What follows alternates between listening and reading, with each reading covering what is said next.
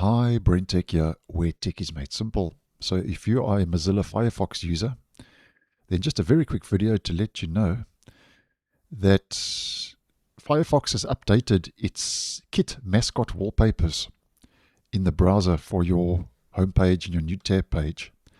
So if we head into our customization options on the new tab page and we click on Firefox, here we can see a whole bunch of new wallpapers that Mozilla has rolled out for Kit, which is Firefox's new mascot. Previously, we only had a couple, and now we've got a good couple of options. So if you are into your wallpapers and are using Mozilla Firefox, then obviously I just wanted to do this quick video to let you know that those are now available.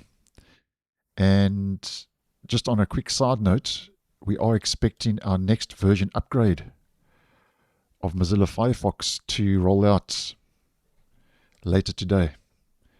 So late afternoon in my part of the world, Firefox is going to be rolling out version 151. So obviously I'll post when that does become available and let you guys know what's new.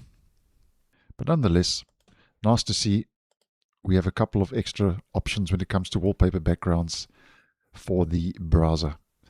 So thanks for watching, and I'll see you in the next one.